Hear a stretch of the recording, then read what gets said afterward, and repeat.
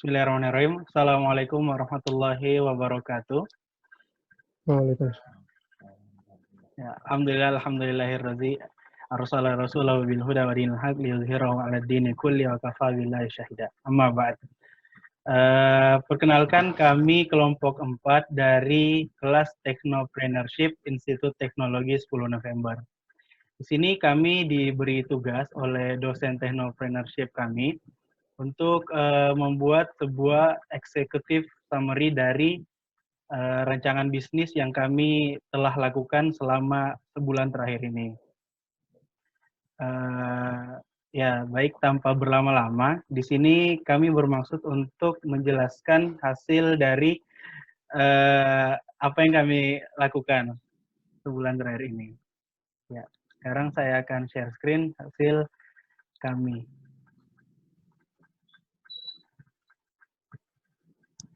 Oke.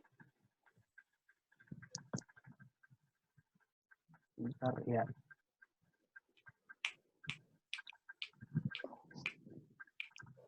Nah, perkenalkan ini adalah produk yang kami usung untuk sebagai tugas Technopreneurship kami. Kami menamai produk rancangan kami adalah Grow by Self. Perkenalkan tim kami, yang pertama adalah Rizal Bagus Prayogo, dan yang kedua adalah Denny Oktavianto, dan yang ketiga adalah saya sendiri, Andi Muhammad Imran Muntu, dan yang keempat adalah Pradipta Al-Qayyum. Beberapa poin yang akan kami jelaskan dalam PowerPoint ini adalah, yang pertama, ringkasan eksekutif, terus yang kedua, analisis industri, yang ketiga adalah gambaran perusahaan kami, terus yang keempat, tim manajemen dan struktur perusahaan, dan yang kelima adalah model bisnis, yang keenam adalah analisis pasar, yang ketujuh adalah ekonomi bisnis, yang kedelapan adalah rencana pemasaran, yang kesembilan adalah rencana desain dan pengembangan, yang kesepuluh adalah rencana operasional, dan yang kesebelas adalah jadwal keseluruhan, yang terakhir adalah proyeksi finansial. Langsung masuk ke bahasan pertama, ringkasan eksekutif. Tujuan bisnis plan yang kami buat ini adalah, pertama, namanya Grow by Self merupakan sebuah alat otomatis yang dapat mengatur sendiri pengairan, pencahayaan, pemupukan, dan kelembaban yang dibutuhkan oleh tanaman untuk tumbuh. Produk kami ini cocok bagi mereka yang suka dengan cocok tanam tapi tidak memiliki waktu ataupun lahan yang cukup untuk merealisasikan kesenangannya itu atau hobinya itu. Adapun adanya rancangan bisnis ini memperkirakan bagaimana strategi penjualan dan pengembangan produk Grow by Self secara matang yang akan datang. Deskripsi singkat untuk perusahaan kami. Kami adalah perusahaan yang bergerak dalam teknologi pangan. Kami menciptakan alat-alat pertanian ataupun perkebunan yang bisa dijalankan secara otomatis tanpa perlu membuang waktu yang banyak.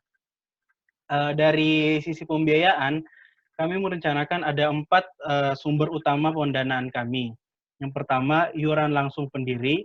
Yang kedua ialah keluarga. Yang ketiga adalah lembaga keuangan dan investor, baik dari bank ataupun investor. Dan yang keempat adalah teman-teman atau kenalan yang kami miliki. Perkiraan penjualan, setelah kami melakukan analisis pasar dan harga pokok produksi, kami kemudian mengestimasikan bahwa harga penjualan produk kami adalah Rp1 juta per produk. Lalu kami pun mengestimasikan bahwa akan ada penjualan sebanyak 5 unit per bulan. Sehingga break-even point atau BEP kami akan terjadi pada bulan kedua dengan margin keuntungan sebesar Rp2.055.000 dengan asumsi bahwa 10 produk kami terjual dalam 2 bulan. Terus yang masuk ke poin kedua, yaitu analisis industri. Pertama, skala bisnis, tingkat pertumbuhan, dan proyeksi penjualan. Skala bisnis kami berada pada tingkatan perusahaan mikro dengan aset kurang dari Rp50 juta. Target pasar kami ialah mahasiswa, pegawai negeri sipil, wira swasta, dan ibu rumah tangga. Seperti yang saya sebutkan tadi, BEP kami akan tercapai dalam 2 bulan dan keuntungan 2 juta rupiah dengan asumsi penjualan 5 unit per bulan. Keuntungan kami bulan ke-9 diestimasikan sebesar 49 juta. Sehingga pada bulan ke-10-nya kami bisa naik kelas menjadi perusahaan kecil dan menengah. Terus ada beberapa kunci kesuksesan yang kami patok sebagai KSF atau Key Success Factor. Yang pertama, tercapainya misi-misi yang kami inginkan. Yang pertama yaitu menciptakan alat berbasis digital dan menggabungkan dengan kebutuhan produksi bahan pangan. Dalam hal ini, produk kami yaitu Grow by Self. Terus yang kedua ialah secara efisien menyediakan produk, solusi, serta layanan agribisnis dan konsumen yang berkualitas tinggi serta berkelanjutan. Terus BEP kami tercapai dalam 2 bulan, mencapai profit bersih 50 juta rupiah kurang dari 9 bulan, sehingga kami bisa naik kelas menjadi perusahaan kecil dengan aset 50 hingga 500 juta. Tren industri yang kami lihat di masa ini yaitu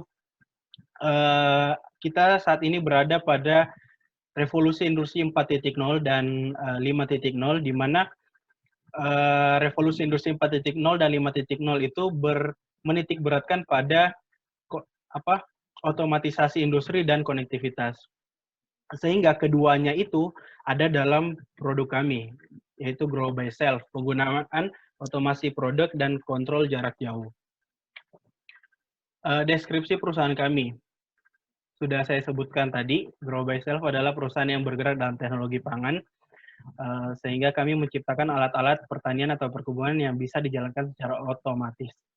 Terus jenis produk yang kami tawarkan yaitu Grow by Self, yaitu alat berbasis smart garden atau kebun pintar, yaitu alat yang menggabungkan teknologi digital dan sistem yang dibutuhkan tanaman untuk tumbuh dan berkembang.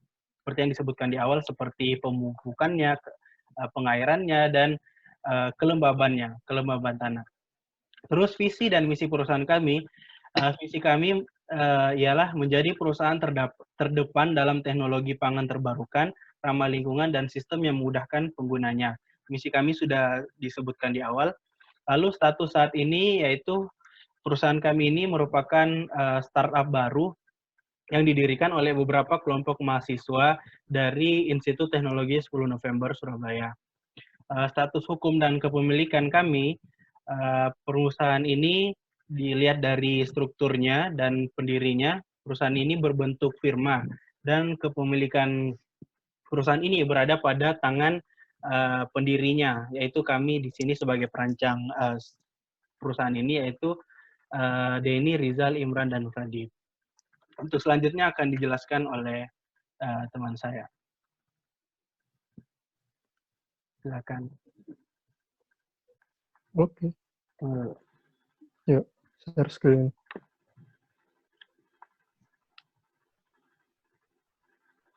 Ntar dikat ya. Iya. Oke, mulai ya. 1, 2, 3. Baik, di sini saya Rizal akan menjelaskan poin-poin berikutnya.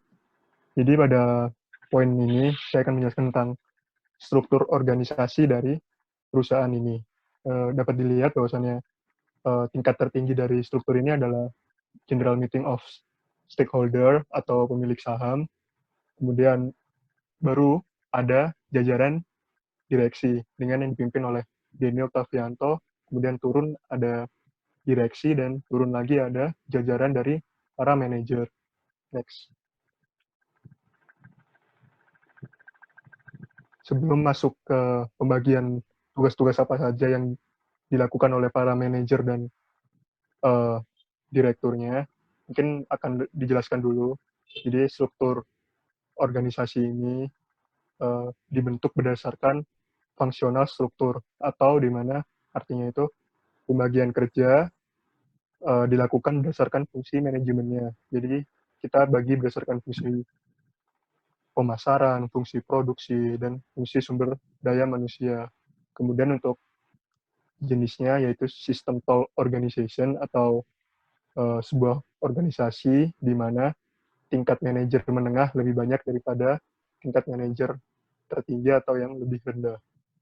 Terus untuk urutannya yang sudah saya jelaskan tadi, yaitu ada pemilik saham, kemudian komisaris, kemudian turun ke jajaran direksi, kemudian ke manajer, ke staff, dan baru ke karyawan. Next. Baik, jadi uh, ini akan dijelaskan apa saja sih tugas dari para direktur yang rata-rata dipegang oleh para founder ini.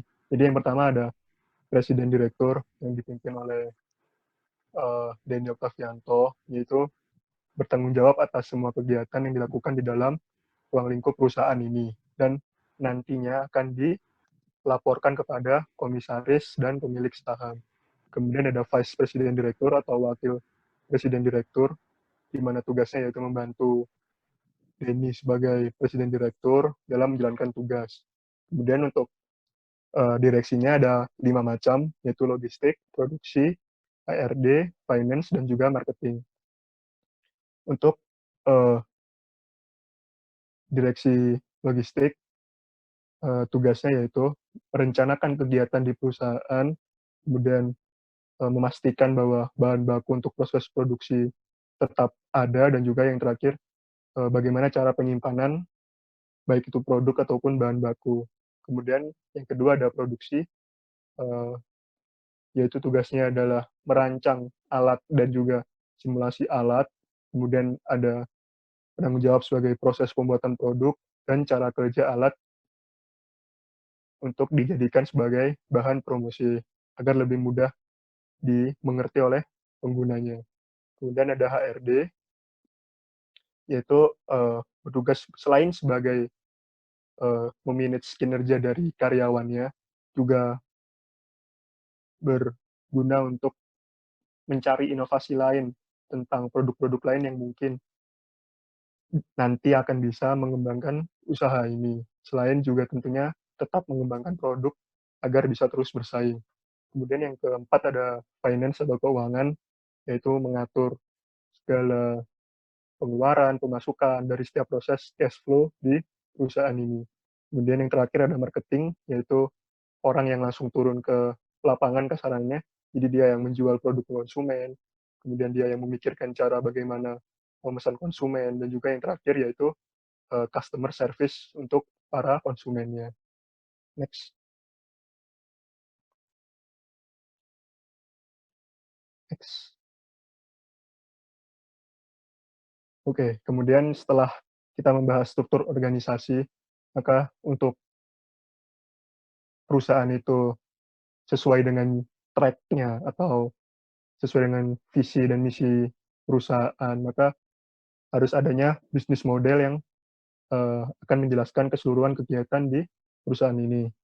Mungkin bisa dilihat, kita akan membahas yang pertama yaitu segmen customer atau customer segment. Jadi uh, kita akan fokus pada 2 segmen, yaitu siswa atau mahasiswa dan juga keluarga muda, baik itu ibu rumah tangga atau wanita karir, PNS, pengusaha, dan yang lain-lain. Dikarenakan ternyata cukup banyak, yaitu jumlah mahasiswa sekitar 3 juta, tapi itu hanya di Pulau Jawa saja, belum di daerah luar Pulau Jawa. Jadi menurut kami itu sebuah segmen yang bisa kami pasarkan produk kami. Kemudian kita akan lanjutkan ke value proposition atau apa sih yang akan didapatkan oleh konsumen. Jadi ada beberapa poin yang kami tulis, yaitu hasil tanaman akan cepat tumbuh dan bisa dikonsumsi. Dan yang kedua, bisa menyalurkan hobi. Kemudian ada yang ketiga ada uh, tutorialnya. Jadi nanti para konsumen bisa memasang sendiri. Jadi selain menyalurkan hobi, juga bisa menambah-nambah wawasan tentang cara-cara merakit sebuah peralatan kayak gitu. Dan yang ada lagi yaitu karena kita modelnya request by order, jadi kami ada beberapa segmen. Ada yang bisa dipesan sesuai pesanan, tapi ada juga yang sudah tersedia. Jadi untuk yang request by order ini, jadi nanti bisa disesuaikan sama space yang dimiliki oleh para konsumen. Kemudian untuk customer relationship-nya, tadi sesuai dengan value proposition-nya. Yang pertama self setup, kedua ada customer service on the apps, yang ketiga ada pelatihan khusus atau training, dan yang keempat ada feedback report. Jadi feedback report ini kita gunakan sebagai evaluasi apakah ada perlu software-software yang diperbarui atau sensor-sensor yang diperbarui. Kemudian ada channel. Pada channel ini kita menggunakan web sales, yaitu selain biaya yang murah, jadi karena kan segmen pasar kita kan akan ke mahasiswa yang notabene sudah paham akan teknologi. Kemudian ada partner store, ada Google Play Store sebagai aplikasi dari Grow by Self sendiri. Nah, kemudian bagaimana cara kita mendapatkan keuntungan dari usaha ini atau revenue stream? Jadi pendapatan utama dari perusahaan ini adalah keuntungan dari hasil pembuatan produk dan tentu dengan hasil penjualannya. Jadi kasarannya sistem. Jadi kami itu mengambil keuntungan itu dari hasil penjualan kami. Kemudian karena selain itu karena kita akan memasukkan ini ke YouTube sebagai tutorialnya, ini mungkin kita akan bisa mendapatkan AdSense atau biaya sponsor gitu. Kemudian selain itu ada pemberian modal dari investor. Nah, kemudian untuk selanjutnya kita akan membahas tentang langkah-langkah apa saja. Yang pertama ada key activities atau kegiatan kunci. Jadi ada 4 hal. Yang pertama ada research, kedua ada uji coba sistem, ketiga ada survei, dan yang keempat ada innovation. Kemudian untuk key resource atau sumber kuncinya ada software developers, lahan untuk percobaan, ada financial and human resource, ada alat produksi untuk tadi direksi produksi memproduksi alat ini, kemudian ada data center kita gunakan sebagai data-data tumbuhan yang akan ditanam, jadi nanti tinggal dipilih aja tanamannya mau tanam apa, sehingga semua kandungan air, cahaya bisa disesuaikan. Dan yang terakhir ada gedung dan juga warehouse sebagai kantor dan tempat penyimpanan. Kemudian ada key partner, yang pertama yaitu mobile phone platform seperti Apple, Android, Microsoft, dan yang lain-lain. Kemudian ada scientist dan engineer, membantu untuk proses perancangan dan riset tentang alat ini. Kemudian ada supplier, investor yang tentunya akan memberikan supply dana kepada kita, dan juga marketplace dan logistik seperti tadi Shopee, Tokopedia, JNE, Cicepat, dan lain-lain. Nah, jadi setelah kita membahas semuanya, saya akan menjelaskan tentang cost struktur atau apa saja sih biaya yang dikeluarin untuk perusahaan ini. Jadi terdapat 2 macam, yaitu biaya pasti dan biaya variabel. Untuk biaya pastinya sendiri yaitu yang pasti pembuatan produk, yang kedua ada gaji untuk karyawan, customer service, dan juga untuk biaya pengembangan. Dan yang ketiga ada warehouse. Mungkin warehouse ini maksudnya bisa biaya penyewaan kayak gitu. Terus ada variable cost, yaitu pengiklanan, dan uji coba, dan biaya data center yang tentunya bisa berubah-ubah setiap bulannya sesuai dengan kebutuhan di bulan tersebut. Kayak gitu. Next. Nah, Ya, baik. kemudian akan dilanjutkan oleh teman saya. Silakan, Den. Perkenalkan, nama saya Denny. Di sini saya akan menjelaskan tentang analisa pasar. Seperti yang kita tahu, untuk memasarkan suatu produk kita harus mengetahui kondisi pasar yang ada di masyarakat umum. Untuk itu kami membagi dalam empat bagian. Yang pertama segmentasi pasar. Kita di segmentasi pasar ini mengambil contoh untuk ke demografi, yaitu membagi ke dalam beberapa kelompok masyarakat yang terdiri dari mahasiswa, pegawai negeri sipil, wira swasta yang bekerja yang memiliki hubungan erat dengan tumbuhan, biasanya ibu rumah tangga, dan juga pengusaha tanaman itu sendiri. Yang kedua merupakan perilaku pembeli. Untuk perilaku pembeli itu sendiri, kita pertama-tama menggunakan metode kuesioner. Itu menyebar kuesioner ke beberapa grup-grup, seperti grup yang ada di mahasiswa dan juga ada grup keluarga. Karena yang segmentasi pasarnya tadi kan itu terdiri dari selain mahasiswa. Untuk yang ketiga, kami juga melakukan analisa terhadap produk pesaing yang ada. Karena untuk produk seperti ini sudah banyak yang mengeluarkan macamnya. Jadi kami melakukan sedikit perbandingan dengan produk yang lain. Lalu yang keempat yaitu ada 5 competitive force model yang dibagi menjadi 5 bagian. Yang pertama itu ancaman barang substitusi. Untuk barang substitusi itu sendiri jenisnya memang sudah banyak yang melakukan penyiraman tanaman secara indoor. Namun di alat kita itu sendiri itu lebih besar karena memiliki beberapa fitur yang tidak dimiliki oleh pesaing-pesaing lain. Yang kedua merupakan ancaman maksudnya pesaing baru. Memang untuk di kalangan tanaman indoor dan juga yang memiliki skala besar itu memang banyak sudah memiliki ini. Namun kita juga menargetkan ke beberapa sektor kecil seperti rumah-rumah. Makanya untuk peluang pesaing baru untuk yang ke rumah-rumah itu kami rasa masih kecil. Untuk itu kami juga membuat semacam barrier yaitu dan di Indonesia sendiri itu produk ini masih dibilang tidak terlalu ramai dan sehingga masih ada kemungkinan produk kita itu masih bisa terjual secara lebih luas dan gampang. Yang ketiga itu persaingan antar perusahaan. Seperti yang dijelaskan pada poin masuknya pesaing baru, kita lihat untuk produksi ini katanya masih jarang di pasar Indonesia. Dan juga untuk membuat alat ini memerlukan keterampilan khusus. Maka dari itu kami melihat untuk persaingan antar perusahaan untuk di daerah sekitar penjualan kami masih dibilang sedikit sehingga masih dapat keuntungannya. Yang keempat, untuk daya tawar pemasok. Produk kami itu sendiri biasanya itu dapat dipasok dari perusahaan-perusahaan elektrik maupun perusahaan-perusahaan lain yang memiliki alat sensor-sensor tertentu. Untuk jumlah perusahaan itu sendiri masih banyak di sekitar Surabaya dan juga harganya beragam. Untuk yang kelima itu daya tawar pembeli. Itu kita bisa melihat dari survei yang telah dilakukan melalui penyebaran kuesioner-kuesioner itu sendiri. Next.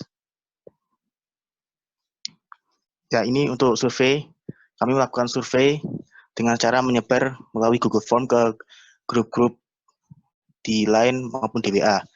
Untuk survei sendiri kami membagi untuk umur responden itu rata-rata itu kebanyakan yaitu umur mahasiswa yaitu sekitar 21 sampai 25. Untuk pekerjaannya kami sudah membaginya. Itu yang memang mayoritas itu merupakan pelajar atau mahasiswa. Untuk yang kepemilikan tanaman di rumah masing-masing sebanyak 68 itu memiliki tanaman. Oh ya, kami lupa menyampaikan kalau kami mendapat jumlah responden sebanyak 85 orang. Terus next selanjutnya itu untuk penyiraman itu tergolong efektif untuk secara manual. Kebanyakan menjawab tidak. Kebanyakan menjawab iya. Maaf untuk next. Ya, untuk selanjutnya untuk seberapa sering untuk responden untuk melakukan penyiraman tanaman itu untuk jawabannya beragam. Ada yang melakukan setiap hari, ada yang 2 hari sekali, ada yang lainnya. Untuk yang lainnya itu sendiri itu misalkan ketika musim hujan mereka tidak jarang sekali melakukan penyiraman secara manual ataupun secara diri sendiri. Mereka lebih mengandalkan ke air hujan itu sendiri dan juga ada yang bukan perawatan setiap hari. Terus untuk yang selanjutnya itu apakah kita menciptakan produk ini apakah memudahkan pekerjaan? Sebanyak 74 responden menjawab ya dan 11 yang lainnya menjawab tidak. Artinya dengan adanya alat ini mereka merasa terbantu. Untuk selanjutnya itu untuk kisaran harga itu sendiri masyarakat responden itu lebih mematok ke harga sekitar 1 juta sampai 2 juta rupiah. Next.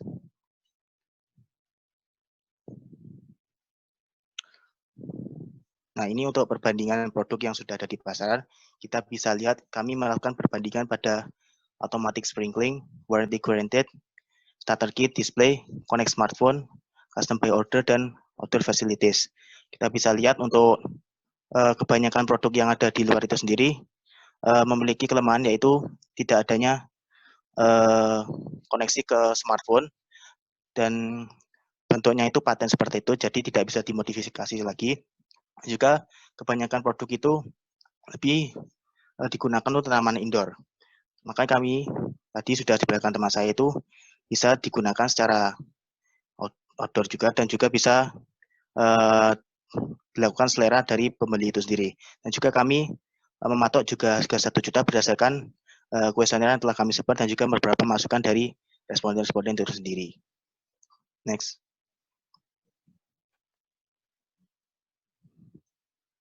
Nah, ini untuk analisa keuangan kami. Untuk biaya awal sendiri kami membaginya menjadi 3 bagian, yaitu terdiri dari bahan baku, yang terus kedua peralatan penunjang, dan 3 keperluan lain-lain. Bahan awal sendiri ini tujuan untuk sebagai modal awal bagaimana kita memulai suatu bisnis. Setelah dilakukan bahan baku, yaitu apa saja diperlukan untuk merancang alat dan juga bagaimana untuk sarana-sarana merancang alat dan juga keperluan lain-lain untuk menunjang bisnis ini. Untuk modal awal sendiri kami dapat total biaya sebesar Rp7.670.000. Untuk dari itu kita paling tidak membutuhkan modal sekitar Rp8 juta. Next.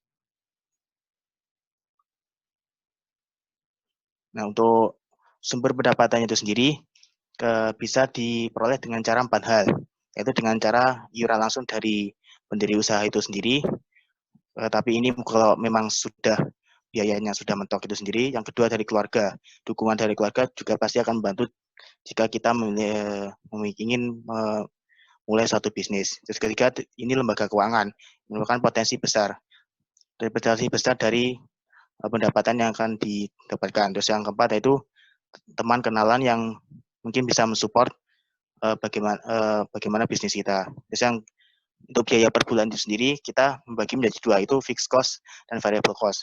Fixed cost itu sendiri yaitu merupakan biaya yang besarnya tetap untuk setiap bulannya. Itu terdiri dari beberapa yang sudah bisa dilihat. Yang kedua variable cost. Itu variable cost sendiri biayanya bisa berubah kapanpun. Nah, untuk keseluruhan itu sendiri kami menotal biayanya sebesar Rp7.290.000. Untuk asumsi untuk produk yang terjual sebanyak 5 unit per bulannya. Untuk margin keuntungan itu sendiri, kami mengambil untuk keuntungan pada penjualan pertama, yaitu dapat dirumuskan harga produk dikurangi biaya per bulan. Dengan asumsi penjualan 5 unit dalam 1 bulan, kita dapat melihat untuk keuntungan pada pertama masih rugi, yaitu rugi sekitar Rp2.295.000. Next.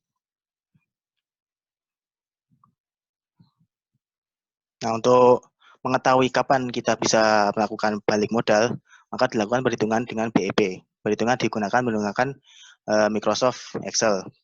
Untuk mengasumsikan kita produk 5 unit dengan harga satu produk sebesar Rp1 juta, maka untuk 5 produk sebesar 5 juta, untuk margin kontribusi itu merupakan harga produk dikurangi variable cost. Didapatkan angka sebesar Rp2.055.000. Maka untuk mencari BEP yang di BEP-nya titik temu itu sendiri, di mana kita menjadi untung, itu merupakan perbagian antara fixed cost dengan margin keuntungan. Diperoleh kembali sekitar 2,11 bulan atau 2,5 bulan. Next. Ini untuk lebih jelasnya tentang tabel perhitungan BEP.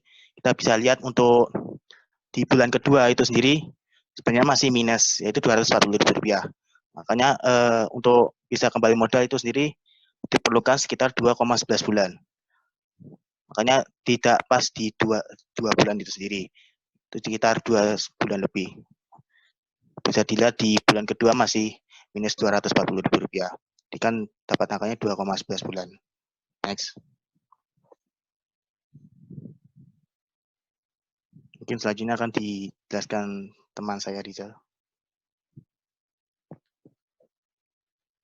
Oke, jadi kembali lagi dengan saya, Rizal. Kemudian ada poin berikutnya yang akan kami bahas, yaitu strategi pemasaran. bagaimana kami menjual produk ini. Jadi ada 4 metode yang akan kami gunakan, yaitu pelayanan optimal, yaitu dengan cara eee, menjaga memberikan pelayanan yang terbaik ketika ada konsumen yang berdiskusi atau berkonsultasi tentang masalahnya. Jadi kita akan memberikan pelayanan yang terbaik.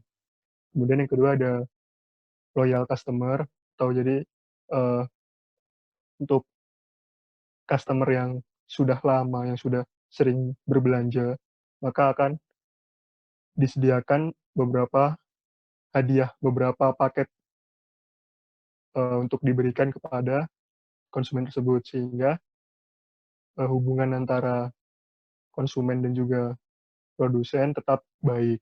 Kemudian yang ketiga ada partnership atau kemitraan, yaitu kita akan selain menjual melalui online yang kami canangkan tadi, kita juga akan bekerja sama dengan, eee, orang-orang yang mungkin mau berusaha, mendirikan usaha, jadi nanti modelnya di setiap kota akan ada partnership atau model kemitraan.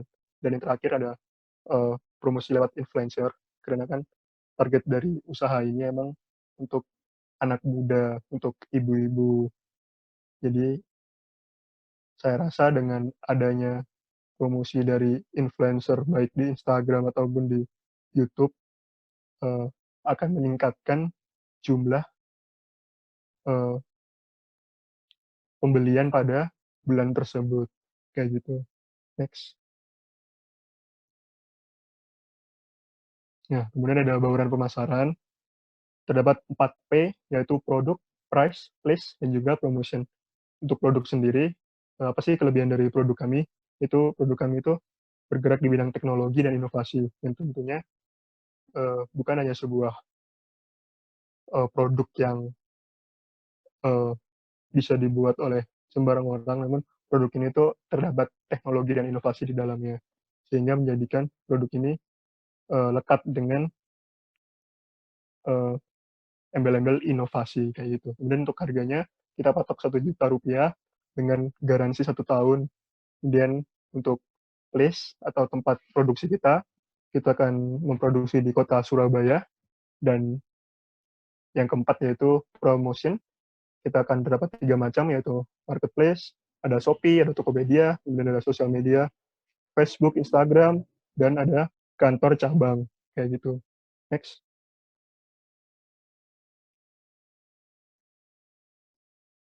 Baik, jadi tadi sudah bahas tentang, eee, pemasarannya, sekarang kita akan membahas tentang bagaimana sih proses dan siklus penjualan dari produksi ini, dari, eee, alat ini. Jadi, yang pertama tentu, alat ini akan melalui proses produksi, tadi yang akan dipimpin langsung oleh, direksi produksi. Jadi kemudian setelah diproduksi, kemudian akan melalui quality control terlebih dahulu, apakah, eee, alat ini sudah sesuai dengan standarnya atau belum.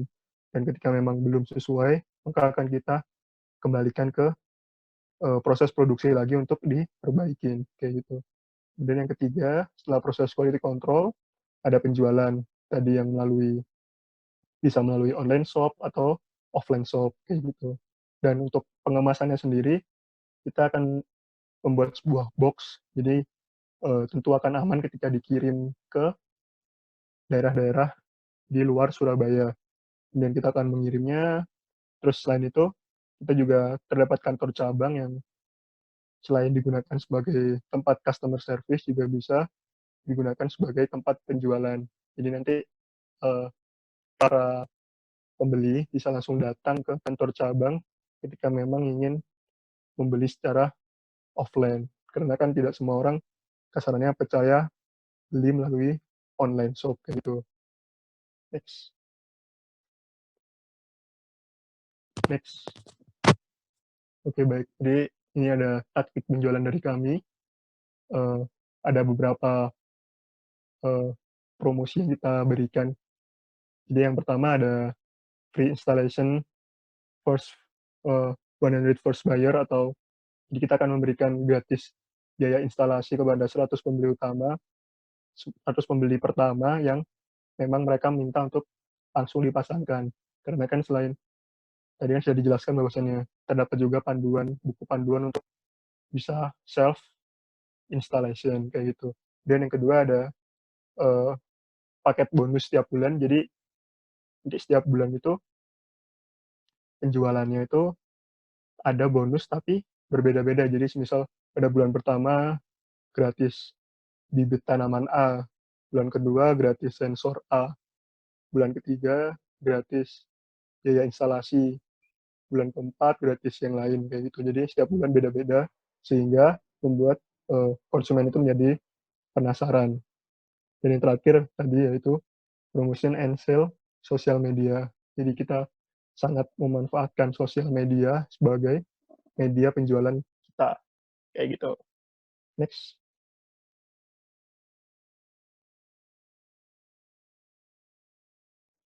Baik, untuk poin berikutnya akan dijelaskan oleh teman saya, Denny. Silakan, Den. Ya, terima kasih, Rizal. Jadi selanjutnya saya akan menjelaskan tentang rencana desain dan pengembangan. Untuk rencana pengembangan yang pertama itu, kita 2 bulan pertama itu melakukan eksperimen untuk perakitan produk itu sendiri. Jadi setelah tadi membeli bahan baku dan juga peralatan-peralatan yang dibutuhkan, tentu kita tidak bisa langsung melakukan penjualan. Harus melakukan trial dan error itu sendiri. Itu kami mengambil waktu 2 bulan untuk melakukan pengujian. Setelah melakukan pengujian secara 2 bulan, kita melakukan advertising, yaitu melakukan promosi untuk sekitar daerah ITS, dari sesama mahasiswa hingga dosen. Itu untuk promosinya kita bisa melakukan dengan cara membagikan brosur atau pamflet dan juga membagikan sarana iklan secara online melalui media sosial yang ada. Terus itu dilakukan juga sama 2 bulan pertama itu sendiri. Untuk yang bulan selanjutnya itu diharapkan 1 bulan itu sudah terdapat 5 produk yang terjual sesuai dengan target awal yang kami inginkan tadi, yaitu sekitar 5 produk terjual dalam 1 bulan. Terus untuk 2 bulan berikutnya itu bulan keempat dan bulan kelima kita sudah melakukan penyebaran di luar daerah ITS, mulai dari daerah Keputih, Gebang, Mulyasari, atau mungkin daerah Kenjeran juga, ke rumah-rumah warga, dengan harapan itu terdapat sekitar 10 produk yang terjual.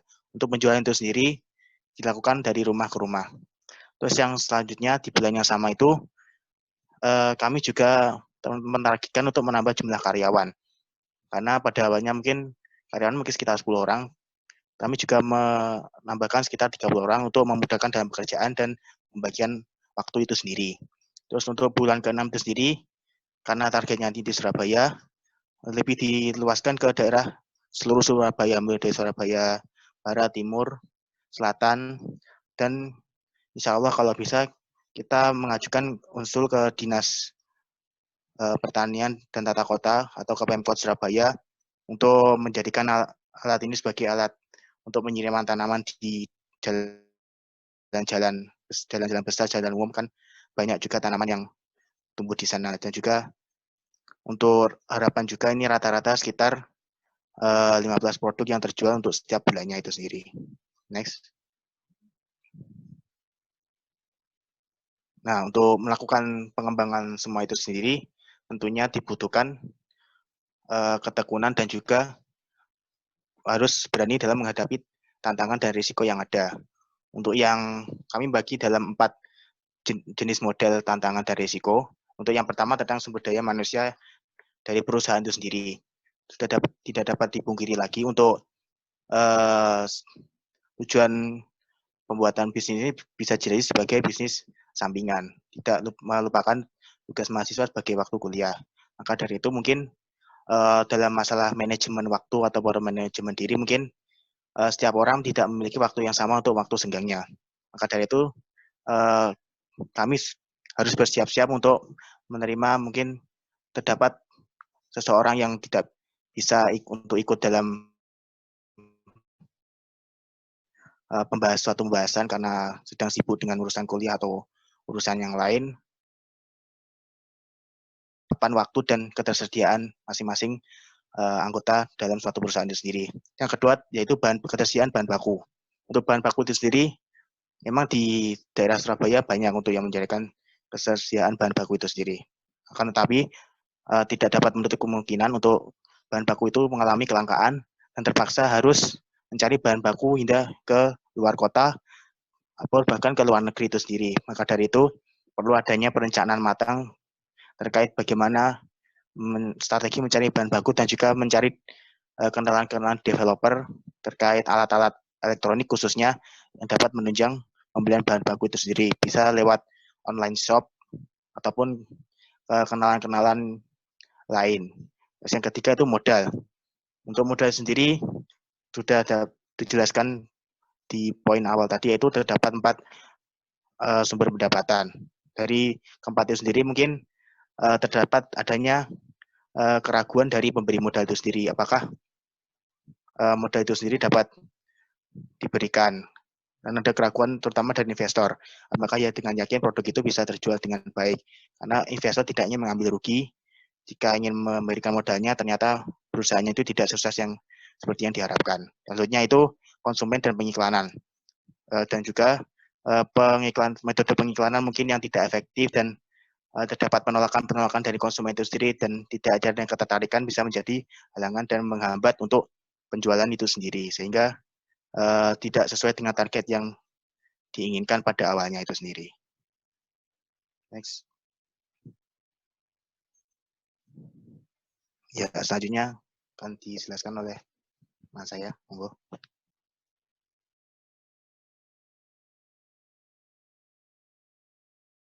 Saya Pradipta, saya bagian produksi. Yang pertama yaitu rencana operasional.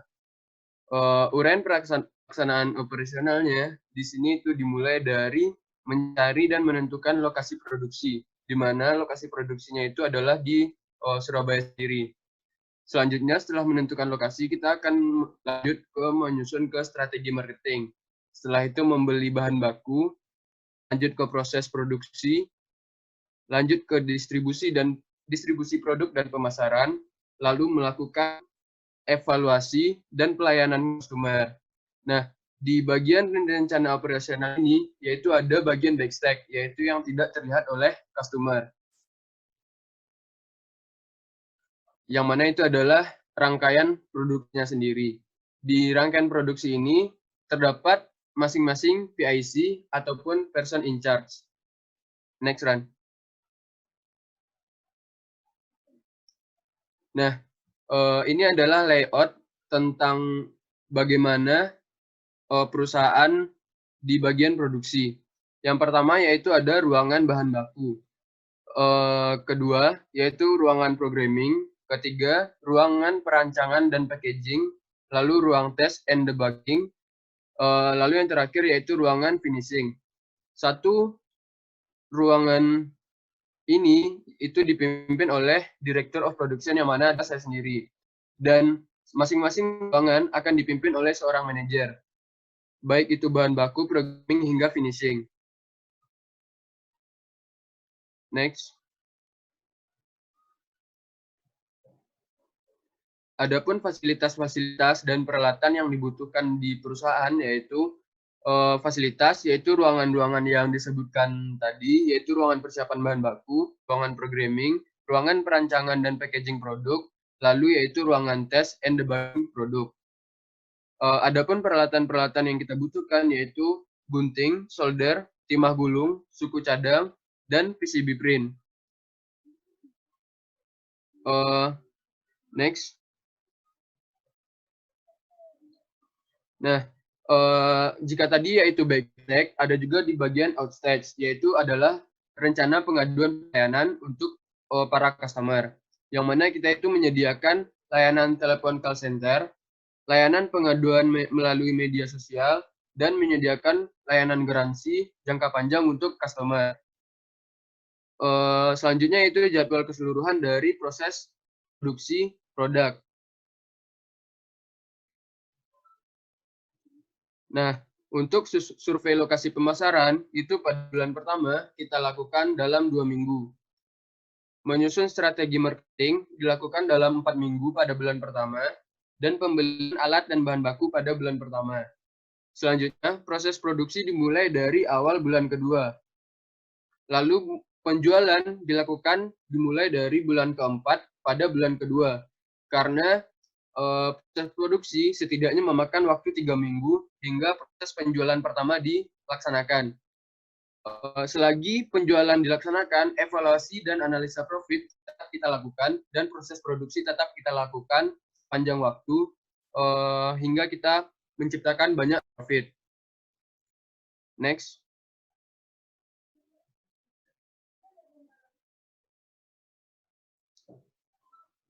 Selanjutnya yaitu proyeksi finansial. Nah, di proyeksi finansial itu ada yang pertama sumber dana dan alokasi. Yang kedua itu lembar asumsi, dan yang ketiga itu proyeksi keuangan. Pertama yaitu sumber dana dan alokasi. Untuk menjalankan bisnis ini kita membutuhkan sumber dana sebagai berikut. 70% dari investor, 20% dari iuran pribadi pengusaha, dan lain-lain itu sekitar 10%, baik itu dari keluarga, teman, dan lembaga keuangan. Kedua yaitu lembar asumsi. Lembar asumsi adalah skenario penjualan. Di sini kita mengasumsikan penjualan mencapai BIP pada bulan pertama atau bulan kedua mengalami peningkatan sebesar 1 unit di setiap bulannya. Berikutnya yaitu proyeksi keuangan. Di proyeksi keuangan yaitu ada bagian laba dan rugi, proyeksi neraca, arus kas, dan rasio analisis. Next.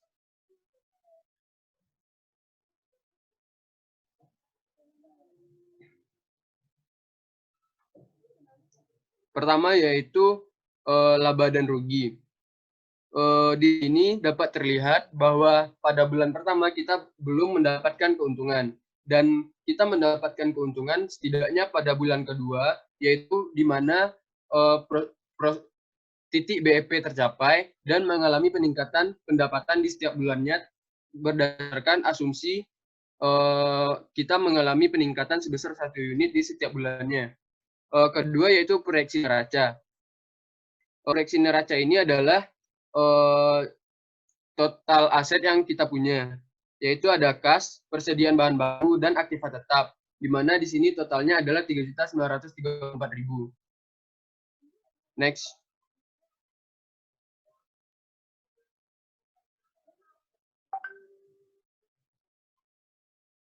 Selanjutnya yaitu arus kas. Nah, arus kas di sini kita masih mengalami kerugian hingga bulan kedua atau bulan ketiga, tergantung di mana BIP tercapai. Di mana di bulan pertama kita masih mengalami keadaan kas yaitu minus 516.000, dan kita baru mencapai keadaan kas yang positif di mana pada bulan keempat dan bulan kelima setelah BIP tercapai. Yang terakhir yaitu rasio analisis. Di sini saya memakai analisis profitabilitas pada bulan kedua, yaitu di mana pada BIP tercapai. Di sini diasumsikan bahwa margin dari laba bersih yaitu 626.000, total investasi 2 juta, dan aset 195.000. Nah, rasio analisisnya yaitu kita memakai ROI atau Return of Investment, yaitu di mana total investasi dikurangi dengan margin laba bersih per total investasi dikali 100%, yang mana jumlahnya adalah 79% dari total investasi.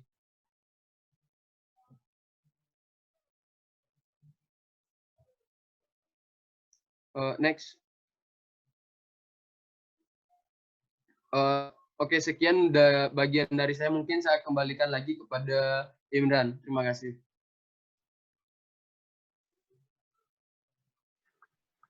Ya, mungkin itu kurang lebihnya yang bisa kami sampaikan. Kami ucapkan terima kasih atas perhatiannya. Mohon maaf sebesar-besarnya apabila ada salah kata dan ucapan. Lebih dan kurangnya mohon maaf. Terima kasih. Assalamualaikum warahmatullahi wabarakatuh. Waalaikumsalam.